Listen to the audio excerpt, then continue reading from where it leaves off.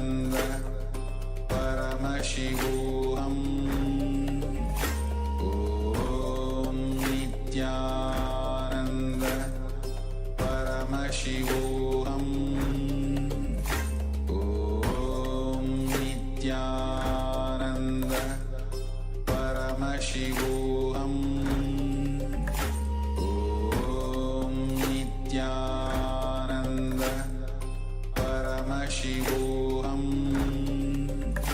Om Nityananda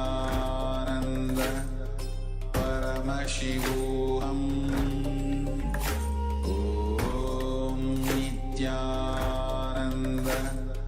Paramashivoham Om Nityananda Paramashivoham Om Nityananda Paramashivoham Om Nityananda Paramashivoham Om Nityananda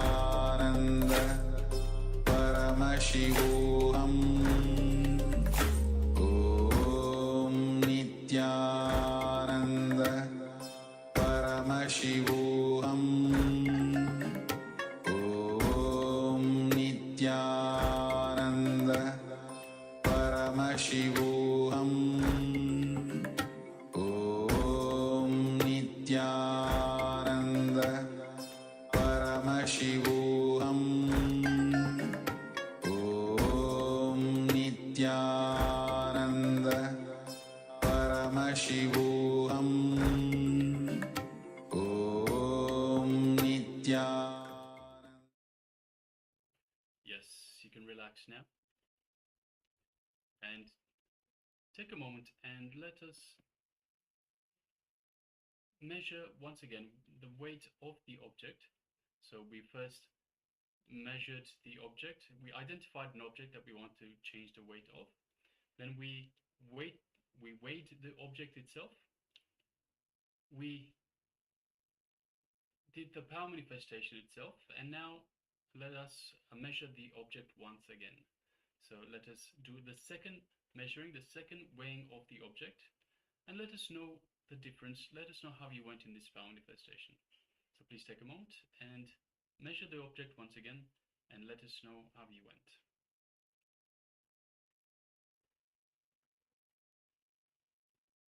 And it's important to understand the power manifestation.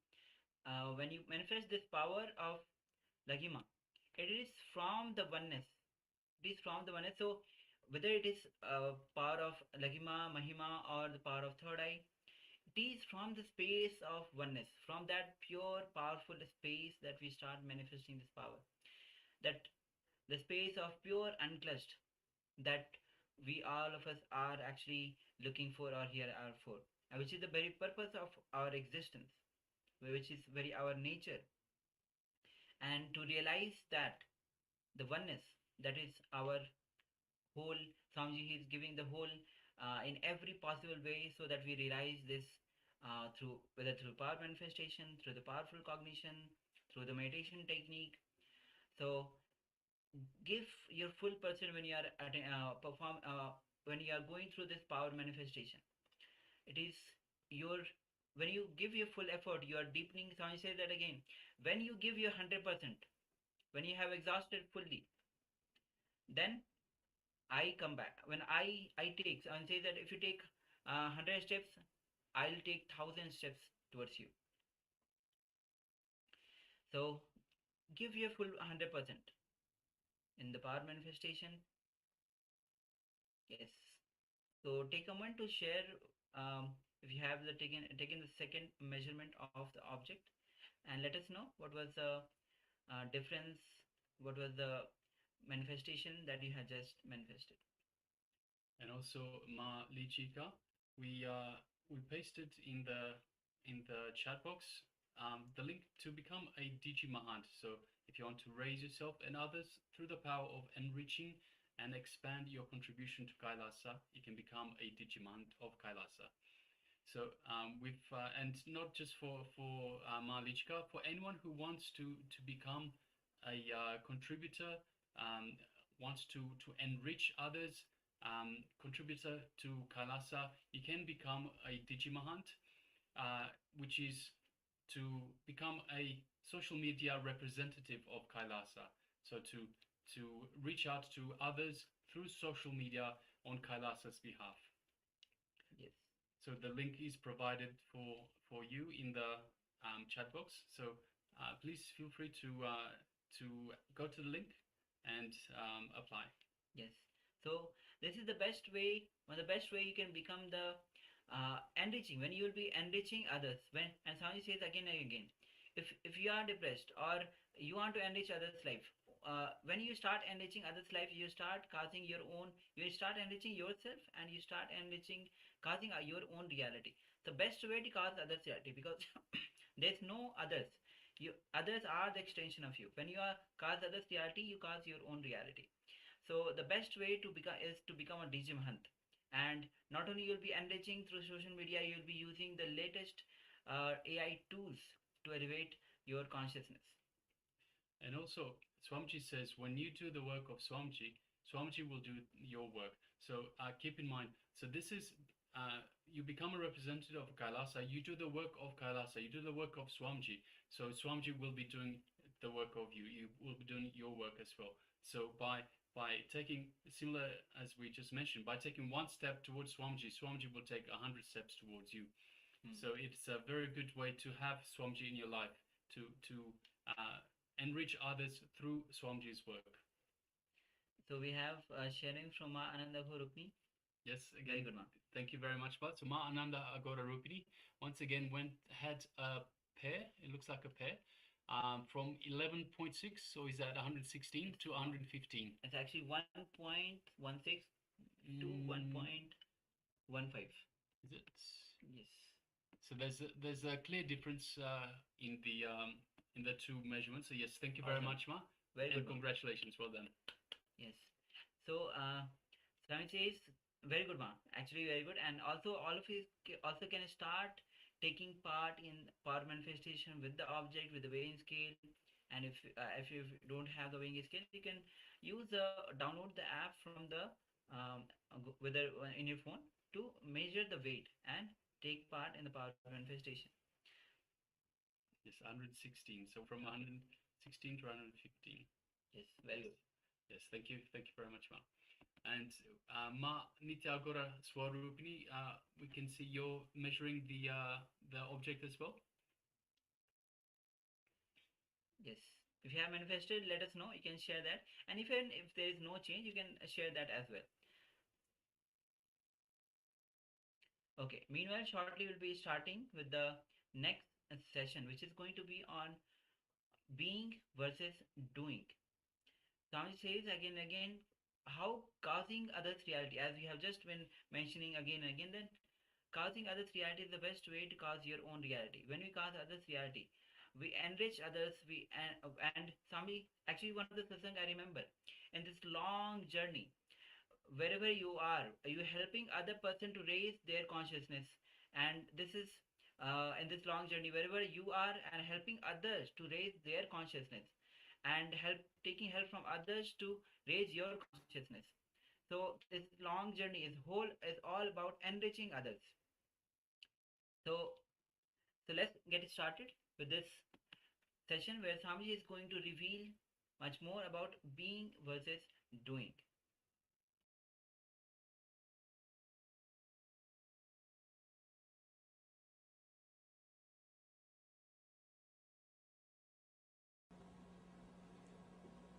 Krishna goes much further today to explain the deeper level samskaras, engraved memories.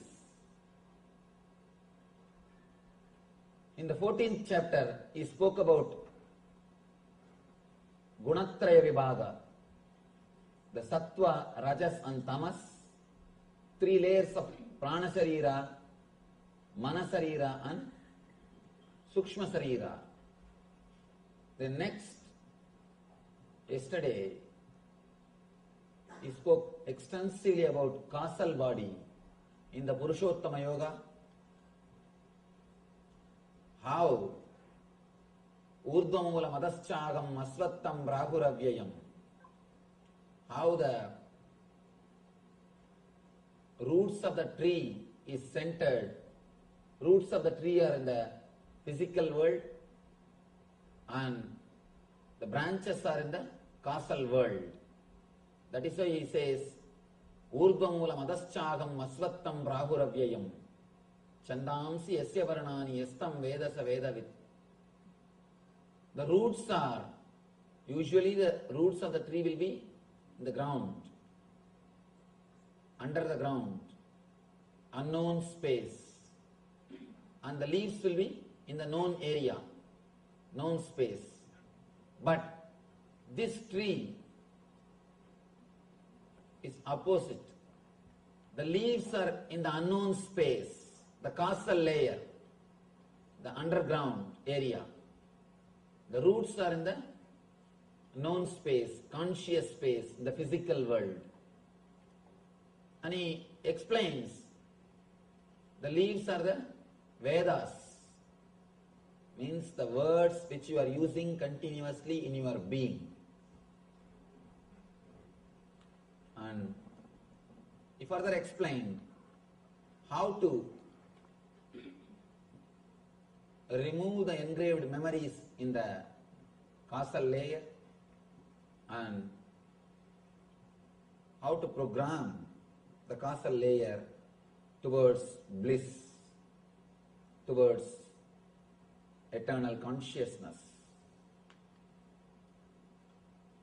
Now he goes one layer deeper, the cosmic layer. He speaks about the Daiva Asura Sampat, the qualities of divine and demon. Both, the beauty is both words have got same root. Of course, it is not accidental, because both qualities are rooted in the same energy. Just a simple decision.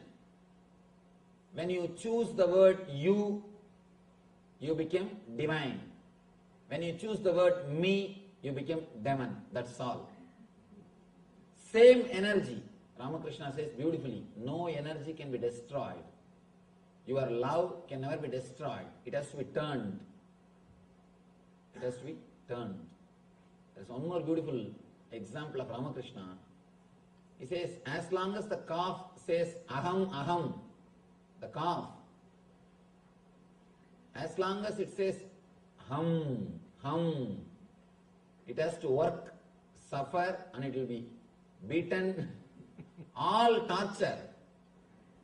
Once it is killed and out of that skin they will make a music instruments. When you beat that, it will start saying tumi, tumi, tum, tum. As long as it says aham, aham, it will have suffering. When it starts saying tum, tum, it will start singing the glory of divine. It will be used for divine purposes.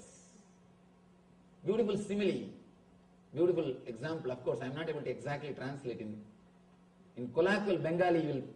He explains, as long as you have that idea, aham, aham, ami, ami, me, me, continuously, you will be demon for yourself and for others. The moment the cognitive shift happens in you, you will be a blessing for yourself and for others. Here, in the causal layer, you have all the engraved memories. All the engraved memories are stored. But in the deeper level, in the cosmic layer only, you decide. You decide, you are me. Let me explain it in a small diagram where we take that decision. How usually our mind receives the data and processes, and how the cognitive shift can happen in our being. By now I think all of you know the drawing. Just for the sake of newcomers, I'll give a simple explanation. You receive information through eyes. For example, this scene. The file goes to Chakshu. In the chakshu, the whole file is converted into digital file. Whatever scene you are seeing, that is converted into a biosignal file so that the file can be processed. The file goes to chitta. There the excluding process of neti, this is not happens. Where you understand this is not a tree, this is not a plant, this is not a animal. Then the file goes to mind. Mind starts identifying. This is it, this is it. This is a man. He is standing with a saffron robe. He is taking class. The idea comes. Then the file goes to buddhi. Buddhi compares with your past experiences. Your past experiences with the person. For example, with me, if your past experiences are good, if you are happy, or your whatever you heard, if you feel positive, then the file, the buddhi writes, yes. If you feel it is waste of time, or if you don't feel in tune with my ideas or the time which you spent, if it was not pleasant, then the buddhi writes no. The file goes to ego. Then ego decides what is there for me, what way I am related, what gain I am going to get. If some way I am going to have the gain, ego says, yes, let us sit here and listen. And if there is no gain for me, if I am not going to be enriched, then ego naturally says no. Then according to the ego's instruction, you decide. Your body moves or sits. This is the way the process happens. This is the spot where you choose what is there for me. Your vested interests come. Please understand, sometime the whole process will say, yes, I will have to sit. But this one spot will say, my vested interest is getting affected. Then you will never be able to sit. This whole thing may accept what you are doing. But if this one thing is not ready, the whole decision will be changed. And same way, if whole thing says no, if this one thing says yes, you will decide yes. Sometime when we do something which is not moral according to the social standard or according to your understanding, according to whatever data you collected in your life, the data collected stays here, the samskaras or engrams. You have so many data, so many informations. The data is available here. According to your data and the whole process, the final report comes no. But suddenly your ego feels, I get strengthened by doing this activity. Let me do it. So you simply decide to do that. You simply decide to do that. This is the place where you decide you are me. That's the only small difference. When you take the decision of you always radiate the divine qualities. When you take the decision of me, you always radiate the demonic qualities. Whatever strengthens your ego, please understand, even, let me be very clear, most of us sit here because it strengthens the ego. It strengthens the ego. Now you know much more than other person. You can go on, tell him, what do you know? Many times we sit and listen just for ego satisfaction. So if you sit and listen, even if it is Gita, if you sit and listen for ego satisfaction, be very clear, it is going to be only trouble for your being, no way it will be help. In the cosmic layer, this is the area you decide. If you decide with the attitude of you, the whole thing will become divine. If you decide with the attitude of me, the whole thing will become demon. And what you collected, see the engrams here, as such they are neither negative nor positive. The mind which is working here, as such it is neither negative nor positive. The chitta which is doing the process here, as such it is neither negative nor positive. So none of them are neither negative nor positive. Please be very clear, including the gunas. Even the tamas, by their quality, they are neither negative nor positive. There are so many enlightened masters. You cannot make any difference between them and laziness. You cannot make any difference. Raman Maharshi, throughout his life, he was sitting in one place, one city. He never moved out. But you can't say he was in tamas, because he never took any decision out of me. The whole process was happening, you as a center, not me. As such, whether the chitta or mind or samskara, you cannot tell they are bad or good. In the superficial layers, they are neither bad nor good. But the decision which you make in the cosmic layer, in the deeper layer, that only makes them as good or bad. Please understand, passion and compassion are one and the same. Passion and compassion are one and the same. When you decide based on me, it is passion. When you decide based on you, it is compassion. We need to understand one important thing.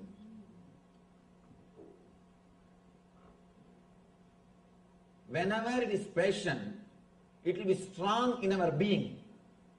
But when it becomes compassion, it will not have that much of intensity.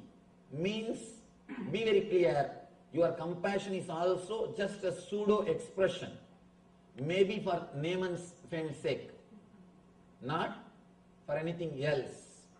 If you don't have that intense compassion, the way in which you experience passion, with the same intensity, if you don't experience compassion, be very clear, all your activities are purely out of ego.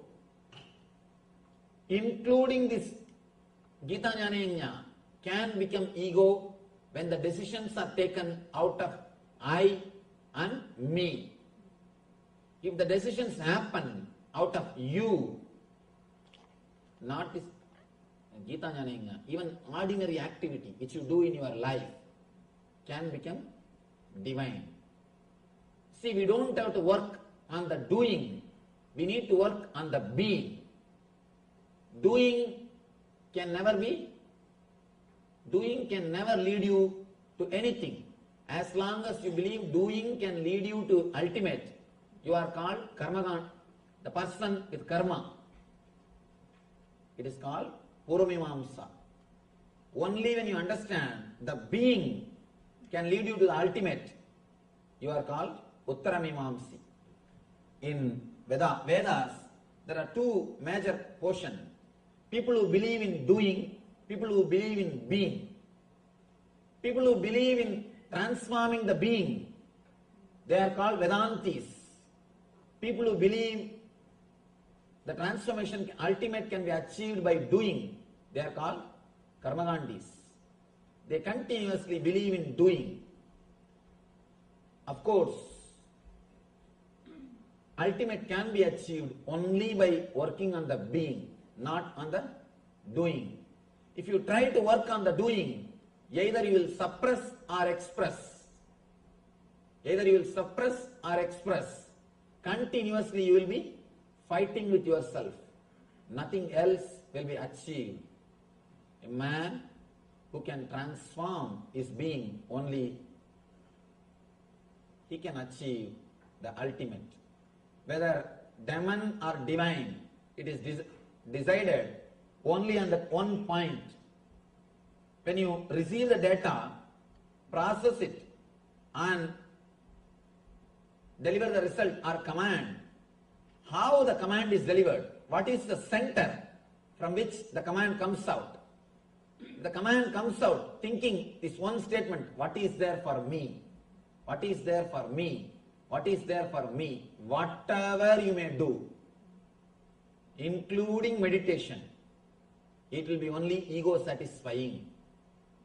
Many people come and ask me, Swamiji, at some point I felt such a deep ecstasy in meditation, such beautiful bliss in meditation, but suddenly within 2 hours it disappeared. It never came back. Why, Swamiji? How to have it back?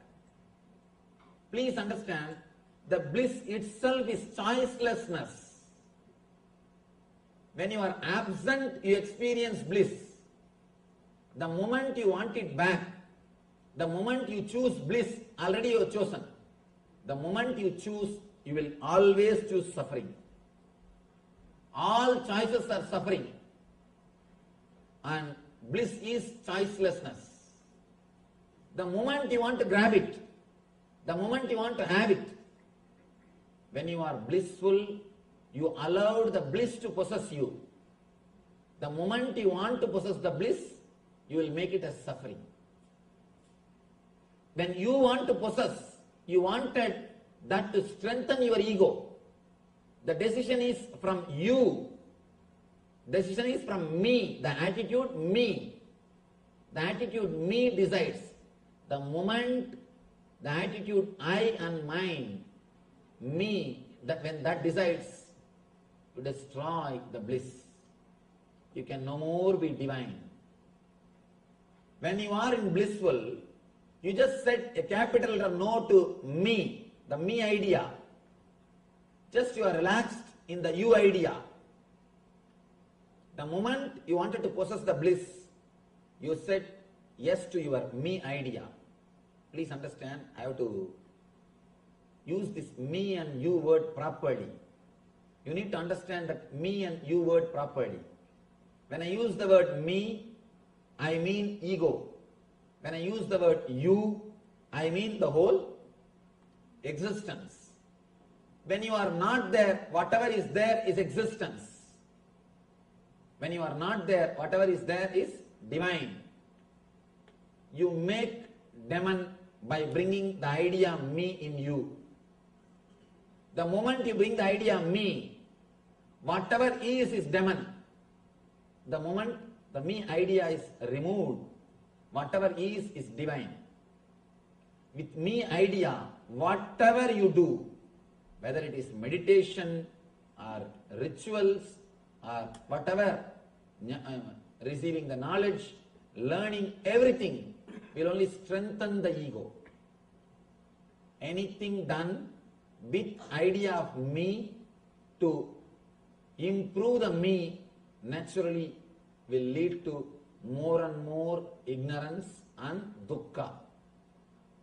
Anything done with the idea of you, anything will naturally become divine and will lead to bliss. Pravritti, nivritti.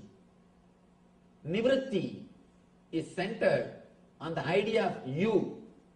Pravritti is centered on the idea of me. Whatever you do out of me, it will lead to pravritti. Whatever you do with the idea of you, it will lead to nivritti. As long as you feel this is your boundary, here your boundary ends and here the universe starts, you will be continuously fighting with existence. You will be continuously fighting with nature. You will be continuously fighting with the whole. Please be very clear. Part can never succeed when you fight with the whole. When it fights with the whole. Continuously, whatever you think, speak and do based on the one idea, me, it will lead to more and more complications, more and more dukkha. Here, Krishna starts explaining beautifully the nature of demonic nature and divine nature. Sri Bhagavan Uvacha. Again, throughout this chapter, only Bhagavan speaks.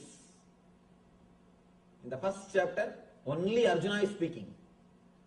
Bhagavan is silent. Means completely is expressing his ego.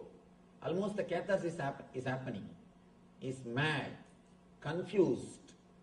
He is just vomiting, quoting all the morality, whatever he learnt, quoting everything, he is speaking.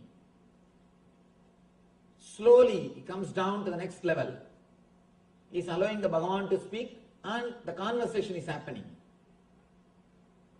First, he is expressing him, not letting Bhagavan speak. Then he comes down to the level of conversation. Bhagavan also speaks, he is also speaking. Then he comes to the level of little more listening. Now practically he is silent. In the 15th chapter and 16th, both the chapters, he is silent. He is not uttering a single word. That's what I told. No questions, only doubts. All the questions have disappeared. Now only small doubts. Means he is asking for more tips, more clarification, more understanding. Bhagavan uvacha abhayam sattva samsuddhir jnana yoga vyavastitihi danam tamascha yajnasya swadhyayastava arjavam ahimsa satyam akrodas yagas santirabhaisunam taya bhudeshvaloluptvam mardavam hrira chabalam tejachama drudissaucham adroho nadimanitaha bhavanti sambadam daivim abhijadasya bharata.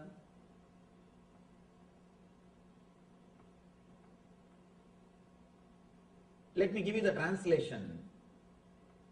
Bhagavan says, fearlessness, purification of the being, cultivation of spiritual knowledge, charity, and centered on the being, performance of sacrifice and accumulating knowledge, austerity, simplicity, non-violence, truthfulness, freedom from anger, renunciation, tranquility, aversion to fault-finding, compassion for all living entities, freedom from covetousness, gentleness, modesty, steady determination, vigor, forgiveness, fortitude, cleanliness, and freedom from envy and from the passion for honor.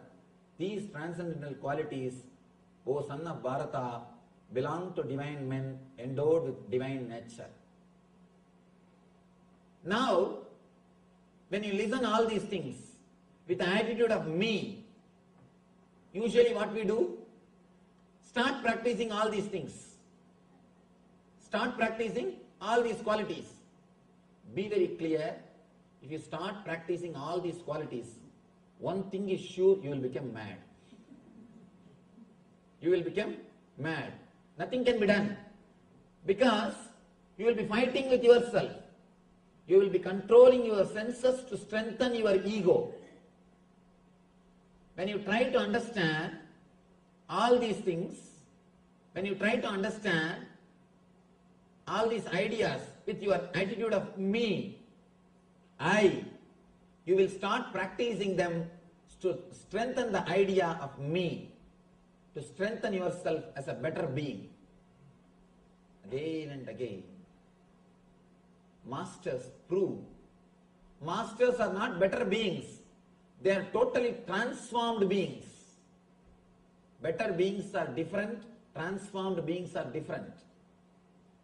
The other day I was telling you that lion and sheep lion story. The story told by Vivekananda. Beautiful story. In that story, the sheep lion, he doesn't want to realize he's lion. He just wanted to be a good, strong sheep. He's asking the lion to give some technique for becoming a strong sheep. Same thing.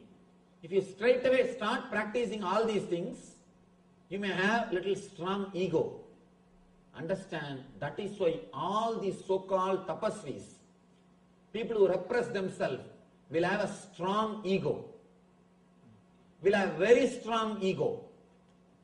People who do tapas, people who repress themselves, you can see very clearly they will be radiating ego, because they are doing all these things to strengthen. When you do all these things, naturally you will strengthen your ego. You will strengthen your ego. When you are completely blissful, relaxed, then if austerity happens, if tapas happens in you, you will never expect others also to do tapas. I have seen so many sannyasis, especially in India, continuously they blame the householders. Continuously they blame them. You don't do this, you don't do that, you are not right, you are not pure, you are sinner. The problem is, when you suppress, when you force yourself to do tapas, you are continuously burning inside. So naturally, sometimes you yourself get the doubt whether you are in the right path or what you are doing. Is it right? You get the doubt. Then naturally what we think, we have to do something. The doubt is coming up. Let us make others guilty. When you make others guilty that they are not doing right thing, you feel now, yes, what you are doing is right. When you make others feel guilty that they are not right, you feel you are right. When you see when you suppress, when tapas is done by force, you naturally expect others also to do that. If they don't do, you create guilt in them, and by creating guilt in them, you wanted them to come to you and confess. When that happens, you feel more and more strong. Tapas is supposed to happen out of joy and bliss. Just as a natural thing, anything done by force is not going to help you. It will neither help you nor it will help the society. I have seen so many people doing tapas like Ravana. Ravana did tapas, but all his powers, it never helped him or others. He has become demon for himself and for others. He was killing others. Finally, he has destroyed himself. Because the tapas is from the attitude of me. What is there for me? To strengthen the I and mind. The whole thing happened to strengthen the I and mind. Please understand, whatever you do, whether it is studying the spiritual scriptures, or the charity, or social service, or the spiritual things, or puja, or meditation, whatever you do, to strengthen the I and me will always lead to suffering. It will lead to suffering. The instinct to survive and instinct to possess is what I call me. Me means instinct to survive. Instinct to possess. Instinct to survive is I. Instinct to possess is mine. Person who understands both are illusions. You cannot have the instinct to survive. Whatever you may have, you cannot survive. Please be very clear. The instinct to survive is pure illusion. 80 years. 70, 80 years you can be alive as you think you are. How you visualize yourself. In that form, in that way, you can be alive maximum 70 to 80 years. But the instinct to survive tries to extend it, tries to make the life as eternal. Naturally, you are walking towards suffering. As long as you carry the instinct to survive, please be very clear, again and again and again, you will be hurting yourself. You will be hurting yourself. Just today morning, I was talking to an ashramite. She was complaining to me that she is hurt even by a small words which comes from others. She was telling, I am too sensitive, Swamiji. I said, stop that word. You are not sensitive. A real sensitive person will be porous. He will allow the words to pass through him. Only arrogant people get hurt. If you are hurt, please be very clear, you are arrogant. You are strong like a stone. That is why words come and hit you and you are hurt. If you are sensitive, porous, you will just let the words pass you. You will just let the words pass you. You will never suffer. Suffering is always from arrogance, never from sensitivity. Person who is sensitive will never suffer. Because you will just allow the words to pass you. You will not stop them. You suffer by a word when you stop them, when you resist them, when you make meaning out of them. When you don't make meaning out of words, you never suffer.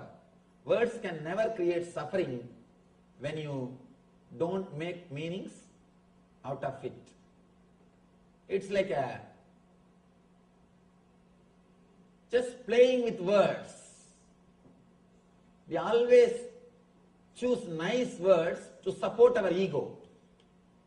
We don't want to say, I am hurt because I am arrogant. We always use a polished word. I am hurt because I am sensitive. Please don't cheat yourself with words. Let you be straight. Let the straight words be used. Especially in America, I see lot of polished words. Lot of polished words.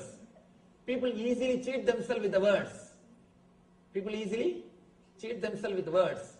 Please don't cheat yourself with polished words. Let things be straight. Let everything be clear. Never ever use the polished words. You can use the polished words to cheat others, but don't use it on yourself. Don't use it on yourself. A small story. One contractor wanted to donate a car, gift a car, a sports car to an official. Official said, no, I am an honest person. I cannot think of accepting this gift. I am not that type. Contractor says, in that case, if I can sell this car to you for $10, how it will be? He says, in that case, I will have 2 cars. Be very clear. Just playing with words. Playing with words. Don't cheat yourself with words. Let us be clear. What is, let us use the same word. Ramakrishna says, Man mukh ek karo. Let your words and mind be straightened. Let your words and mind be straightened. Whatever is, let it be straightened with words. At least you will know you have problem. When you start using very colorful, polished words, by and by you forget you have some problem. You forget you have some problem. When you just play with the words, you yourself forget you have problem. Understand? When you know, you don't know, at least you know you don't know. When you don't know that you don't know, you don't even know you don't know. Be very clear. At least let you know you have a problem. Let you know that there is something wrong. Let us use the straight words. Shortest distance between 2 points is always a straight line. To achieve anything, shortest way is straightforwardness.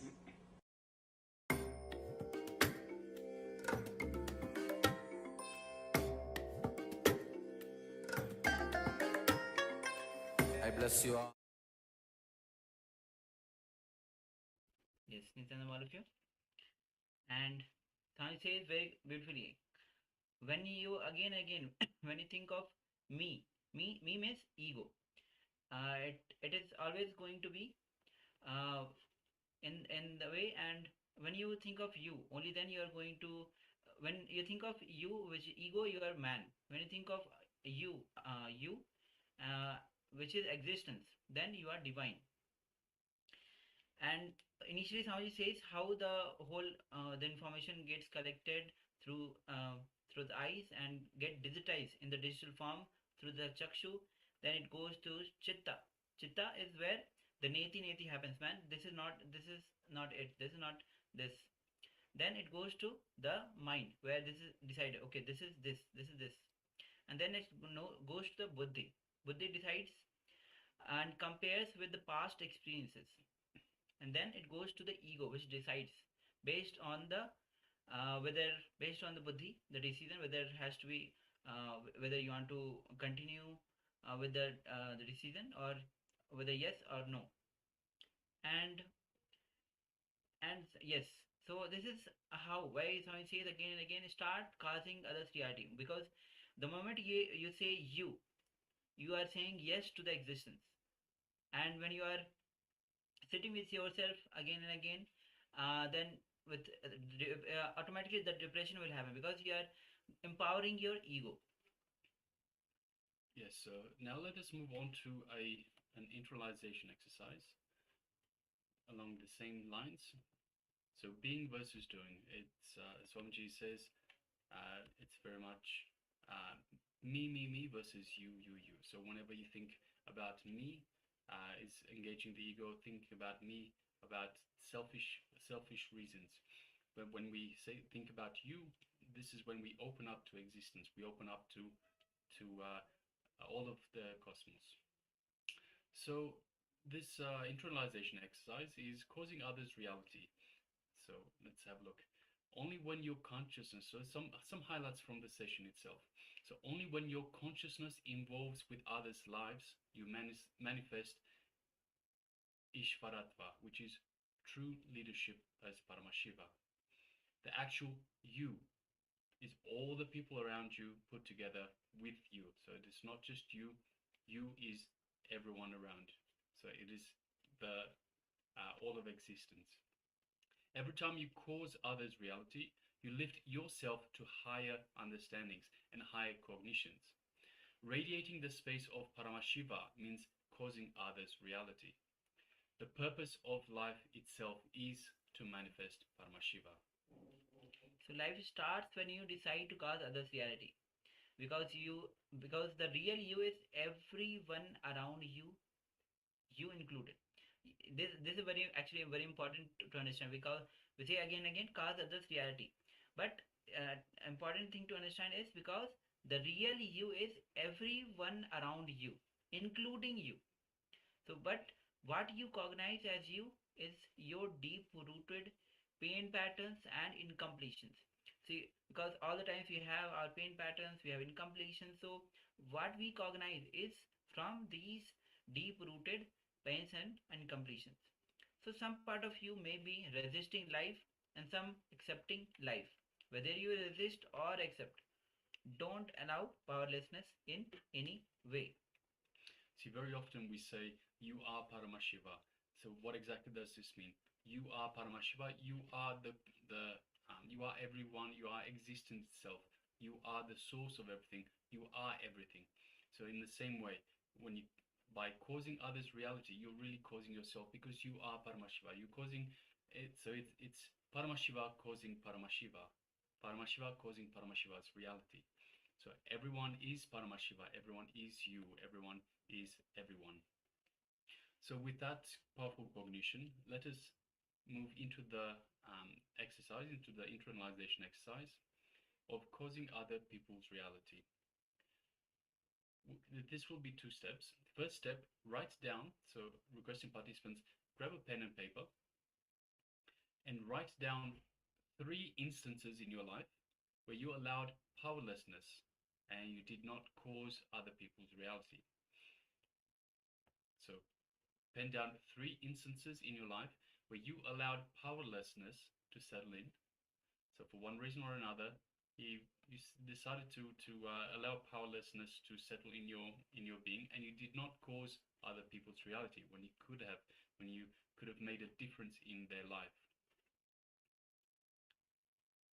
The second step will be, from your current updated understanding, write how you will cause their reality in this same situation.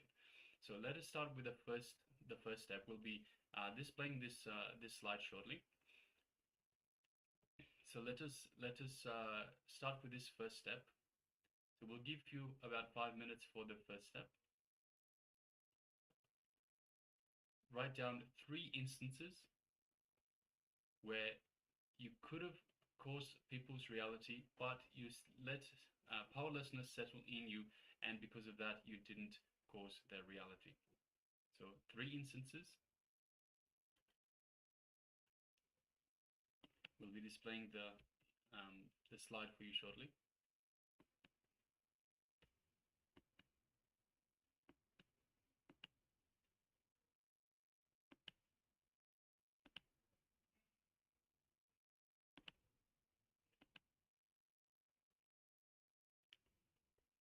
Just having some technical glitches.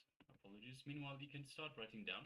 So grab the pen and paper and start writing down these 3 instances where you allowed powerlessness to settle in and not cause people's reality because of this powerlessness. Please take a moment. Take a few minutes and write this down. Shortly we'll be displaying the slide as well.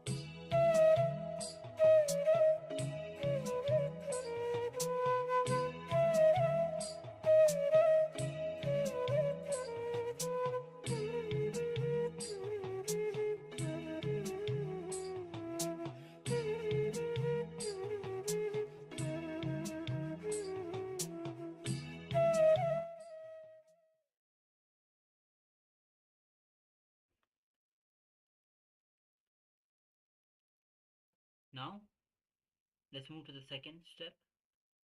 From your current updated understanding, write how you will cause their reality in the same situation. So let's continue.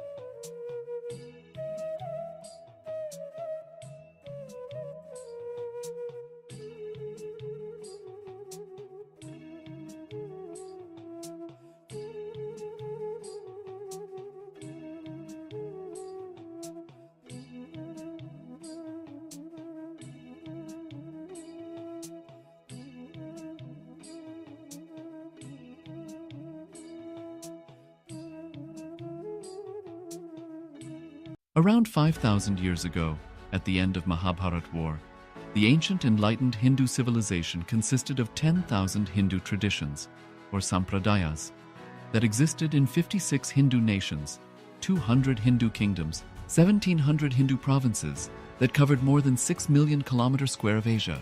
The Supreme Pontiff of Hinduism, SPH, Bhagavan Sri Nityananda Paramashivoham, is the reviver of KAILASA, this ancient enlightened Hindu civilizational nation. KAILASA is an unbroken cultural, religious, historical, civilizational, and sovereign continuation and revival of multiple of these historical Hindu sovereign states and Hindu ecclesiastical entities. The unbroken continuity of these ancient Hindu nations through KAILASA results in the legal recognition of KAILASA as per the international customary law, particularly the doctrine of continuity. The international law, the doctrine of continuity, implies that upheavals and revolutions within a country, changes in government, territorial adjustments, measures taken during military occupation, or other internal transformations do not negate the existence of the country, do not affect the legal personality and international obligations of the country or state. The Vienna Convention on Succession of States in Respect of Treaties, 1978, addresses these principles of the doctrine of continuity as it outlines international law during situation of state succession or continuation. International law recognizes a state's legal personality by recognizing its identity. This perspective extends even during the period when the given state or country is annexed or occupied by a foreign power. Even in such cases, the legal personality of the state is considered to persist, enabling its subsequent re-establishment. Historical examples dating back to the 18th century include cases like Portugal and Genoa that were re-established after the Vienna Congress of 1815. More recent examples include countries such as Poland, Ethiopia, Czechoslovakia, Albania, and Austria that were re-established after World War II. Even when a nation is deprived of its territory, the nation continues to exist. Its sovereignty and international legal personality continues to persist. The Dalai Lama, as the spiritual and temporal leader of Tibet, exemplifies this principle. In 1959, the Dalai Lama was exiled and forced to flee. Despite the challenges faced, the Dalai Lama continues to advocate for the preservation of Tibetan culture and garners worldwide support for Tibetan autonomy on the global stage. Similarly, from 1309 to 1376, the Pope of Catholicism had been in exile in Avignon. Despite this, he was recognized as the head of state as well as head of the church and given full privileges of the position after their return to Rome. Even in 1861, much of the papal territories had been lost, leaving the Pope with no sovereign territory other than the papal residence and related buildings. Yet his temporal powers were still acknowledged. He was recognized as a head of state, and later, the Lateran Treaty of 1929 formally re-established papal sovereignty over the Vatican City. The Sovereign Order of Malta further exemplifies this principle, retaining international recognition as a sovereign entity despite the permanent loss of their territory upon Napoleon's invasion in June 1798. Despite such permanent loss of territory, the sovereignty and the international legal personality of the Sovereign Order of Malta continued to persist. Much later in 1894, the order settled in Rome and acquired two properties, the Magistral Palace and the Magistral Villa that received extraterritorial status. Today, the order maintains diplomatic relations with 112 countries, issues its own diplomatic passports, currency, stamps, and vehicle registration plates, and has been granted observer status in the United Nations. All these examples of state re-establishment illustrate the principle of continuity of states, as per international law, that a state's legal personality persists over time.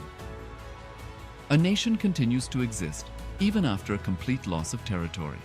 A far more striking example is of the oceanic countries, which are under the threat of their entire nation being drowned and submerged due to rising sea levels owing to global warming. In response to such existential threat of climate change, Pacific Island nations, including Tuvalu, have enacted constitutional amendments and made international declarations affirming that their nation and their sovereign rights will continue to persist, despite their entire territory being lost to the sea. This proactive stance is highlighted in the Constitution of Tuvalu Act 2023 and the Pacific Islands Forum Declaration of 2021. The Supreme Pontiff of Hinduism, Bhagavan Sri Nityananda Paramashivoham, through the line of succession is the present 203rd Emperor of the Hindu sovereign kingdom of Surangi Samrajya. He was crowned on the 31st of December 2004 at the age of 26. Thus, by very same principles of the doctrine of continuity, through which the international legal personality of Portugal, Genoa, Poland, Ethiopia, Czechoslovakia, Albania, Austria, Vatican, Tibet, Sovereign Order of Malta, and several other nations has been recognized despite having undergone a period of exile, annexation, occupation by a foreign power, or despite loss of territory. The SPH Nityananda Paramashivoham, through well-established legal and historical facts about the Hindu sovereign state of the Surangi Samrajyam, derives all sovereign rights and powers of the royal lineage of the Surangi Samrajyam as its 203rd sovereign emperor, from his inheritance and continuation of the unbroken succession of the kingdom of Surya Vamsa Surangi Samrajyam Sarvanapitha. Surya Vamsa Surangi Samrajyam, through unification with 20 other sovereign Hindu states and sovereign ecclesiastical, historical entities, became part of the United States of KAILASA, which thus became a sovereign, independent juridical state, with the SPH Nityananda Paramashivoham as the sovereign. Just as how the oceanic nations like Tuvalu have safeguarded their sovereignty from the existential threat of total submersion by amending their constitution and asserting that their sovereignty will persist regardless of the loss of their territory, KAILASA, which is a sovereign continuation of 21 sovereign Hindu states and sovereign ecclesiastical historical entities, is also reviving and continuing the Kumari Kandam Hindu nations that got submerged.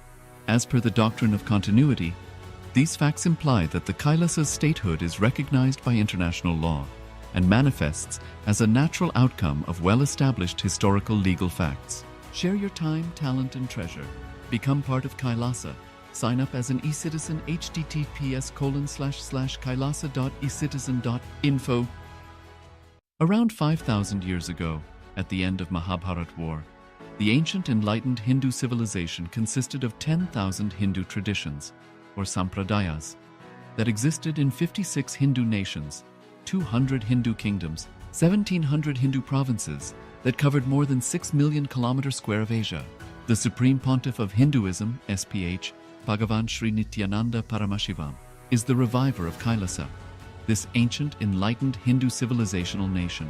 KAILASA is an unbroken cultural, religious, historical, civilizational, and sovereign continuation and revival of multiple of these historical Hindu sovereign states and Hindu ecclesiastical entities. The unbroken continuity of these ancient Hindu nations through KAILASA results in the legal recognition of KAILASA as per the international customary law, particularly the doctrine of continuity. The international law, the doctrine of continuity, implies that upheavals and revolutions within a country, changes in government, territorial adjustments, measures taken during military occupation, or other internal transformations do not negate the existence of the country, do not affect the legal personality and international obligations of the country or state. The Vienna Convention on Succession of States in respect of treaties, 1978, addresses these principles of the doctrine of continuity as it outlines international law during situation of state succession or continuation. International law recognizes a state's legal personality by recognizing its identity. This perspective extends even during the period when the given state or country is annexed or occupied by a foreign power. Even in such cases, the legal personality of the state is considered to persist, enabling its subsequent re-establishment. Historical examples dating back to the 18th century include cases like Portugal and Genoa that were re-established after the Vienna Congress of 1815. More recent examples include countries such as Poland, Ethiopia, Czechoslovakia, Albania, and Austria that were re-established after World War II. Even when a nation is deprived of its territory, the nation continues to exist. Its sovereignty and international legal personality continues to persist.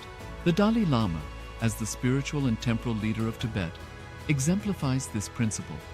In 1959, the Dalai Lama was exiled and forced to flee.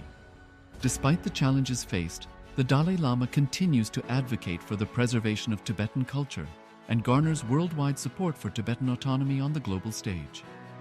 Similarly, from 1309 to 1376, the Pope of Catholicism had been in exile in Avignon. Despite this, he was recognized as the head of state as well as head of the Church, and given full privileges of the position after their return to Rome. Even in 1861, much of the papal territories had been lost, leaving the Pope with no sovereign territory other than the papal residence and related buildings. Yet his temporal powers were still acknowledged. He was recognized as a head of state, and later, the Lateran Treaty of 1929 formally re-established papal sovereignty over the Vatican City. The Sovereign Order of Malta further exemplifies this principle, retaining international recognition as a sovereign entity despite the permanent loss of their territory upon Napoleon's invasion in June 1798. Despite such permanent loss of territory, the sovereignty and the international legal personality of the Sovereign Order of Malta continue to persist.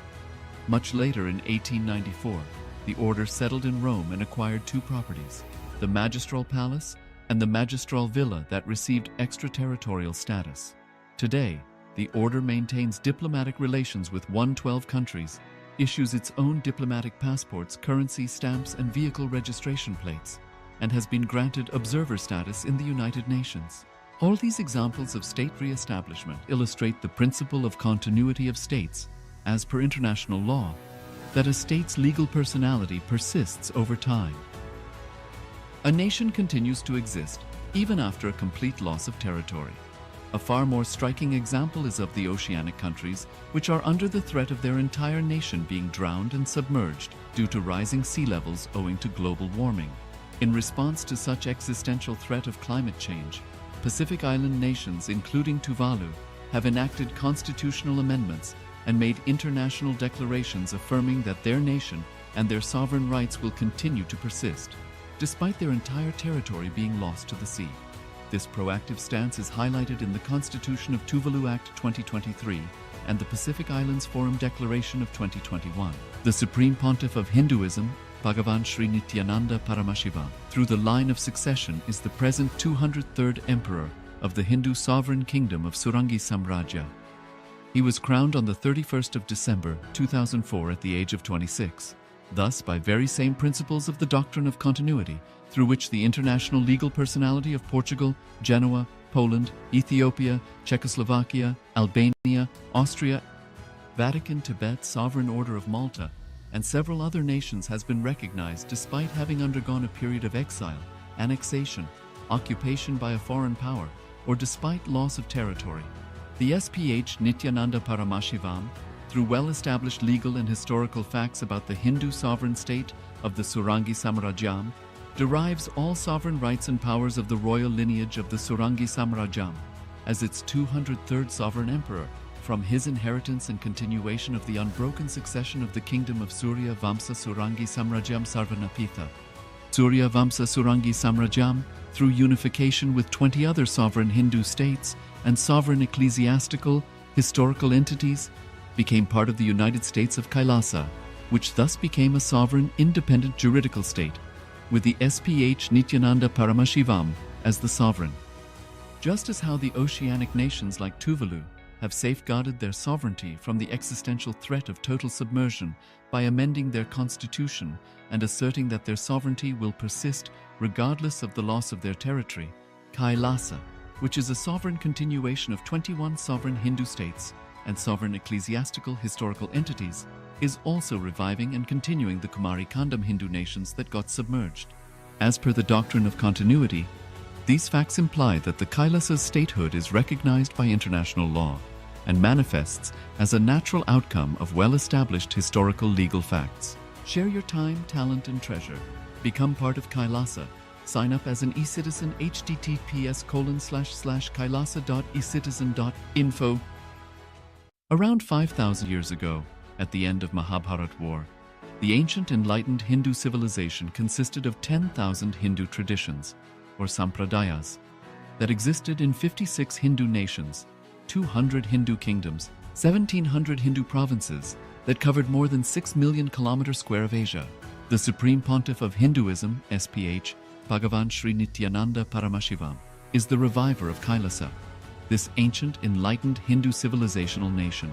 Kailasa is an unbroken cultural, religious, historical, civilizational, and sovereign continuation and revival of multiple of these historical Hindu sovereign states and Hindu ecclesiastical entities. The unbroken continuity of these ancient Hindu nations through Kailasa results in the legal recognition of Kailasa as per the international customary law, particularly the doctrine of continuity. The international law, the doctrine of continuity, implies that upheavals and revolutions within a country, changes in government, territorial adjustments, measures taken during military occupation, or other internal transformations do not negate the existence of the country, do not affect the legal personality and international obligations of the country or state. The Vienna Convention on Succession of States in Respect of Treaties, 1978, addresses these principles of the doctrine of continuity as it outlines international law during situation of state succession or continuation. International law recognizes a state's legal personality by recognizing its identity. This perspective extends even during the period when the given state or country is annexed or occupied by a foreign power. Even in such cases, the legal personality of the state is considered to persist, enabling its subsequent re-establishment. Historical examples dating back to the 18th century include cases like Portugal and Genoa that were re-established after the Vienna Congress of 1815. More recent examples include countries such as Poland, Ethiopia, Czechoslovakia, Albania, and Austria that were re-established after World War II. Even when a nation is deprived of its territory, the nation continues to exist. Its sovereignty and international legal personality continues to persist. The Dalai Lama, as the spiritual and temporal leader of Tibet, exemplifies this principle. In 1959, the Dalai Lama was exiled and forced to flee.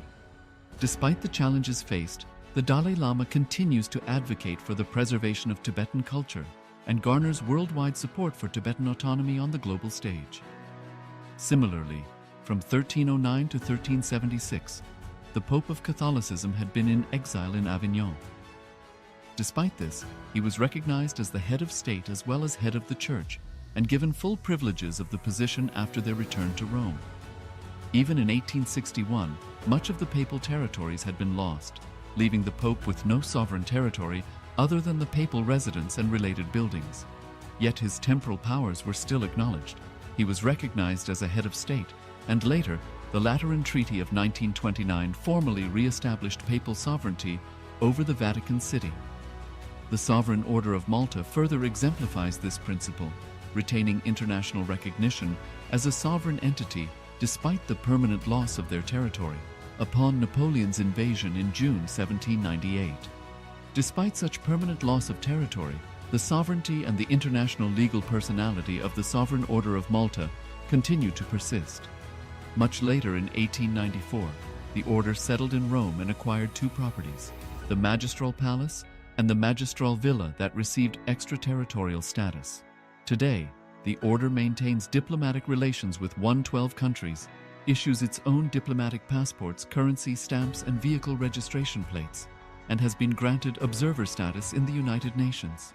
All these examples of state re-establishment illustrate the principle of continuity of states, as per international law, that a state's legal personality persists over time. A nation continues to exist even after a complete loss of territory. A far more striking example is of the oceanic countries, which are under the threat of their entire nation being drowned and submerged due to rising sea levels owing to global warming. In response to such existential threat of climate change, Pacific Island nations, including Tuvalu, have enacted constitutional amendments and made international declarations affirming that their nation and their sovereign rights will continue to persist, despite their entire territory being lost to the sea. This proactive stance is highlighted in the Constitution of Tuvalu Act 2023 and the Pacific Islands Forum Declaration of 2021. The Supreme Pontiff of Hinduism, Bhagavan Sri Nityananda Paramashivoham, through the line of succession is the present 203rd Emperor of the Hindu Sovereign Kingdom of Surangi Samrajya. He was crowned on the 31st of December 2004 at the age of 26. Thus, by very same principles of the doctrine of continuity, through which the international legal personality of Portugal, Genoa, Poland, Ethiopia, Czechoslovakia, Albania, Austria, Vatican, Tibet, Sovereign Order of Malta, and several other nations has been recognized despite having undergone a period of exile, annexation, occupation by a foreign power, or despite loss of territory. The SPH Nityananda Paramashivoham, through well-established legal and historical facts about the Hindu sovereign state of the Surangi Samrajyam, derives all sovereign rights and powers of the royal lineage of the Surangi Samrajyam as its 203rd sovereign emperor, from his inheritance and continuation of the unbroken succession of the kingdom of Surya Vamsa Surangi Samrajyam Sarvanapitha. Surya Vamsa Surangi Samrajyam, through unification with 20 other sovereign Hindu states and sovereign ecclesiastical, historical entities, became part of the United States of KAILASA, which thus became a sovereign, independent juridical state, with the SPH Nityananda Paramashivoham as the sovereign. Just as how the oceanic nations like Tuvalu have safeguarded their sovereignty from the existential threat of total submersion by amending their constitution and asserting that their sovereignty will persist regardless of the loss of their territory, KAILASA, which is a sovereign continuation of 21 sovereign Hindu states and sovereign ecclesiastical historical entities, is also reviving and continuing the Kumari Kandam Hindu nations that got submerged. As per the doctrine of continuity, these facts imply that the KAILASA's statehood is recognized by international law and manifests as a natural outcome of well-established historical legal facts. Share your time, talent, and treasure. Become part of KAILASA. Sign up as an eCitizen https://kailasa.ecitizen.info. Around 5,000 years ago, at the end of Mahabharat War, the ancient enlightened Hindu civilization consisted of 10,000 Hindu traditions, or sampradayas, that existed in 56 Hindu nations, 200 Hindu kingdoms, 1,700 Hindu provinces that covered more than 6 million kilometers square of Asia. The Supreme Pontiff of Hinduism, SPH, Bhagavan Sri Nityananda Paramashivoham, is the reviver of KAILASA, this ancient enlightened Hindu civilizational nation. KAILASA is an unbroken cultural, religious, historical, civilizational, and sovereign continuation and revival of multiple of these historical Hindu sovereign states and Hindu ecclesiastical entities. The unbroken continuity of these ancient Hindu nations through KAILASA results in the legal recognition of KAILASA as per the international customary law, particularly the doctrine of continuity. The international law, the doctrine of continuity, implies that upheavals and revolutions within a country, changes in government, territorial adjustments, measures taken during military occupation, or other internal transformations do not negate the existence of the country, do not affect the legal personality and international obligations of the country or state. The Vienna Convention on Succession of States in respect of treaties, 1978, addresses these principles of the doctrine of continuity as it outlines international law during situation of state succession or continuation. International law recognizes a state's legal personality by recognizing its identity. This perspective extends even during the period when the given state or country is annexed or occupied by a foreign power. Even in such cases, the legal personality of the state is considered to persist, enabling its subsequent re-establishment. Historical examples dating back to the 18th century include cases like Portugal and Genoa that were re-established after the Vienna Congress of 1815. More recent examples include countries such as Poland, Ethiopia, Czechoslovakia, Albania, and Austria that were re-established after World War II. Even when a nation is deprived of its territory, the nation continues to exist. Its sovereignty and international legal personality continues to persist.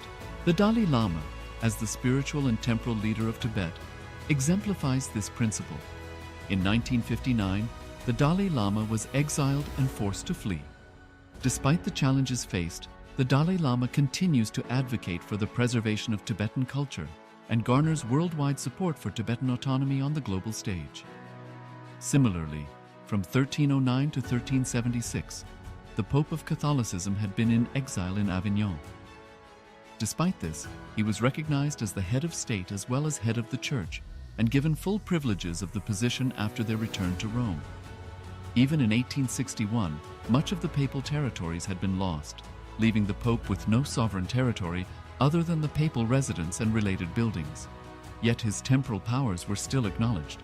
He was recognized as a head of state, and later, the Lateran Treaty of 1929 formally re-established papal sovereignty over the Vatican City.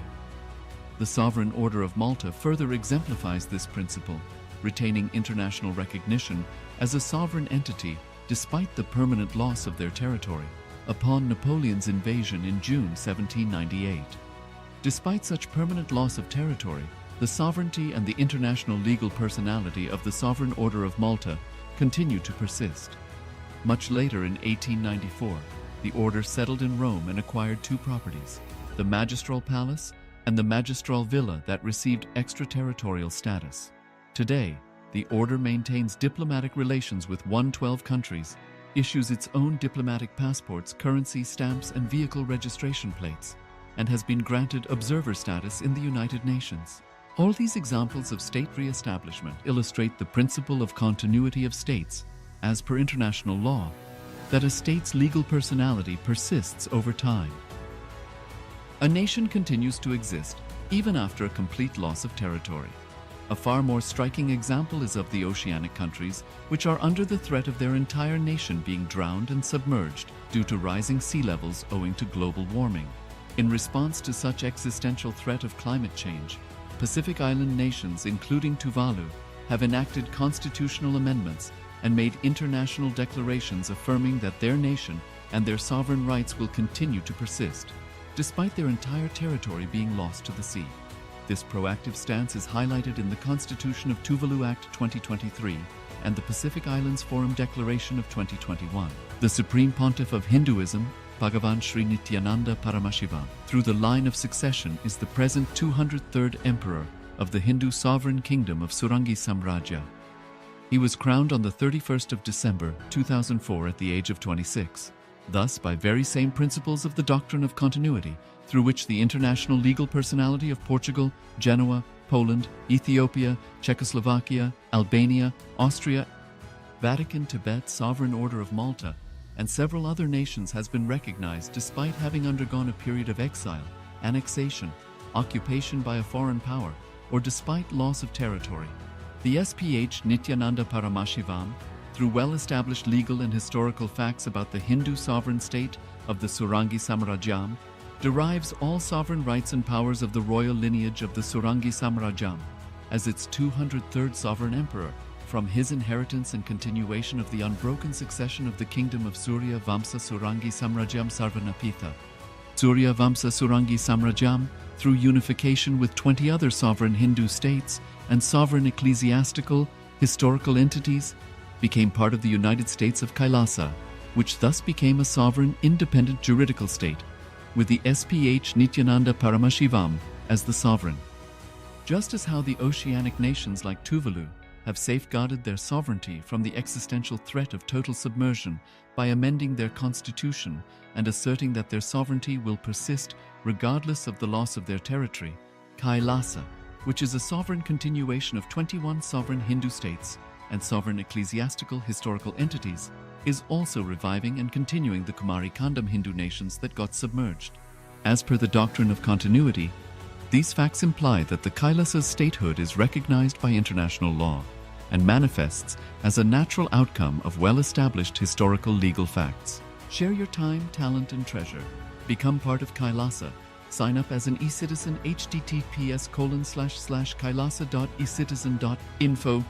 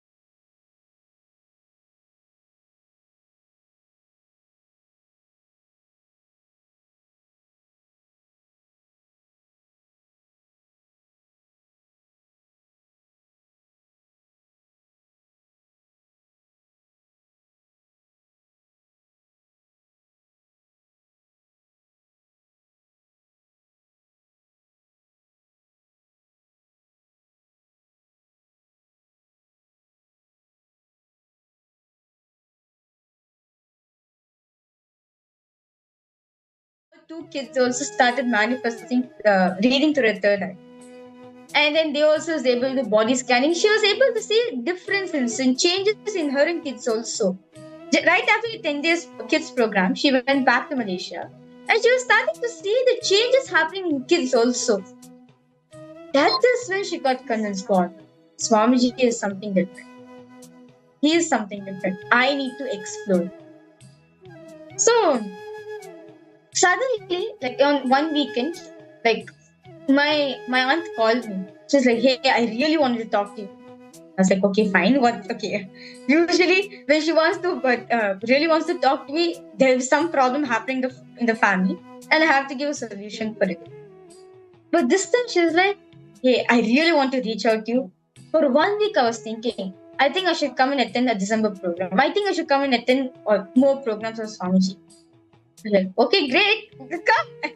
Correctly at point of time, the Mahasadashivoham program was going to start. And I told her, come for this program. It will be a real blast for you. Well, come and join. So she booked her tickets. She came, and yeah, from then on, her life changed completely. I would like literally like at the end of one day's program, she said one thing. Like she's like, "Ma, you really transformed my life.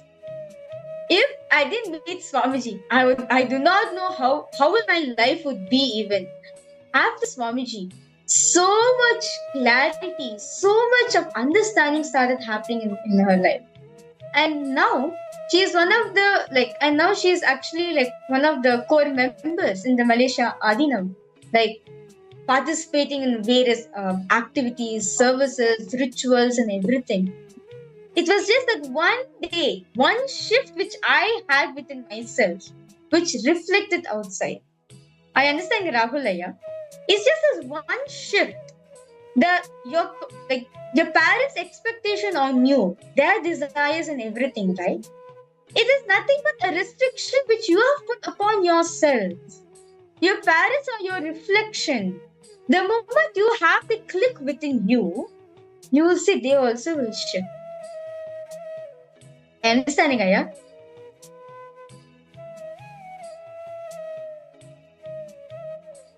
Okay.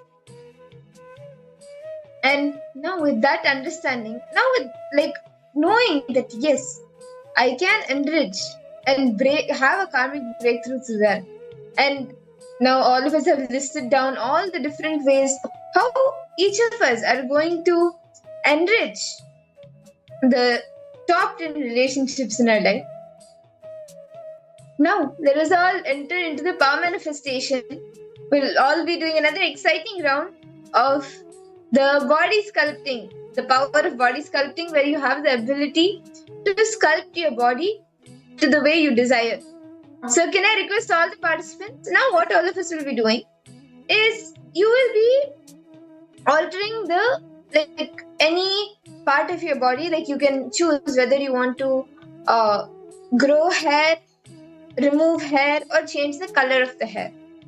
So you can choose which part of the body you want to experiment this power on, and take a photo of how it currently is, your hair, how it currently is. It could be on your hand, it could be even the hair on the head, anywhere. Whether you want to grow the hair, remove the hair, or change the color of the hair. So, can I request all the participants to choose and take a current photo of how it is? Nityanandam, Ma, Priyat Vasarupani, welcome for the program. See, several participants logged in. So, in this round, we are going to be manifesting the power of altering our hair. So, you can change the color, you can grow the length, or yeah.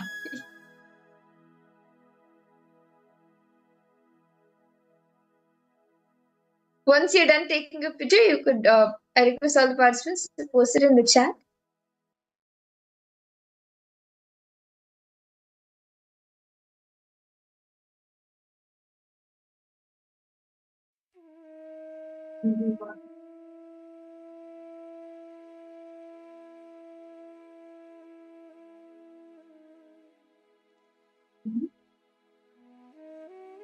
Are all the participants ready?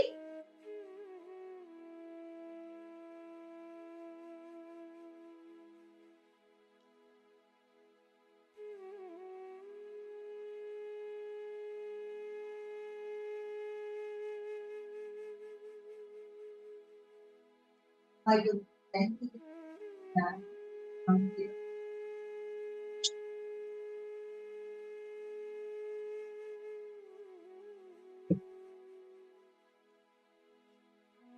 Okay. Now, I request all the participants to please sit straight. Connect to Swamiji, chant the Mahavakya intensely. Intensely stare at the area that you want to alter. Start chanting the Mahavakya. Om Nityananda Paramashivoham. Om Nityananda Paramashivoham. Om Nityananda Paramashivoham.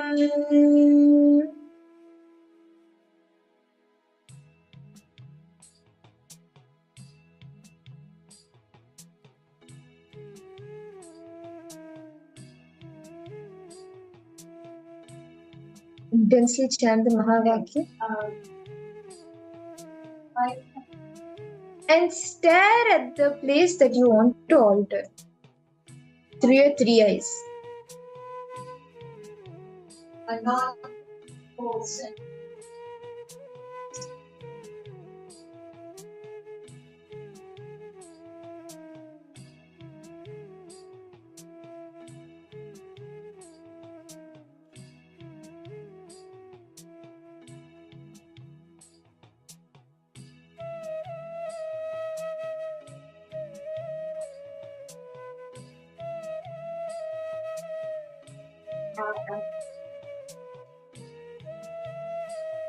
Slowly, full, and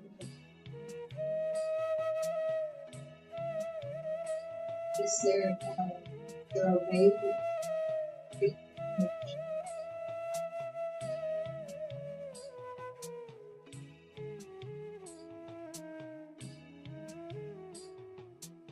Okay, that would be great.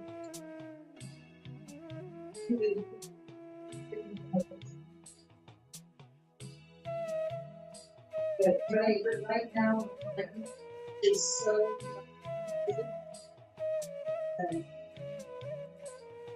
it drops.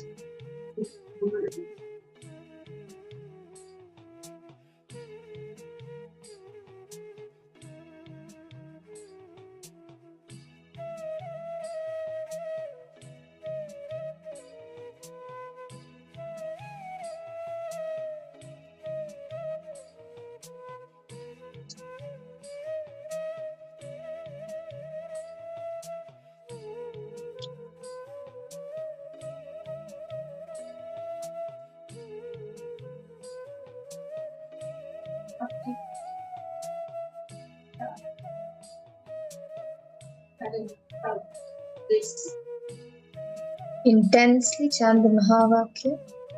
Continue to chant the Mahavakya.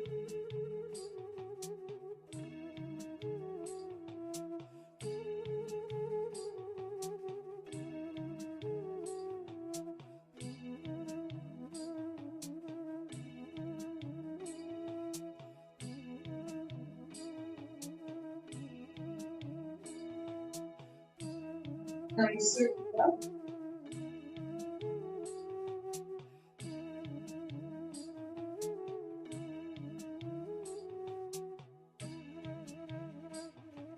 Oh, can you see that? Yeah, I did already. Yes, it is here. We are on their roots.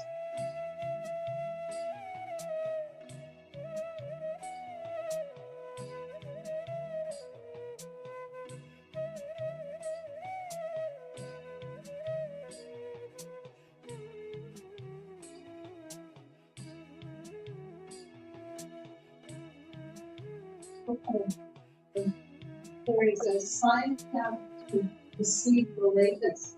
You see how I sign up there with my email. And maybe that will give us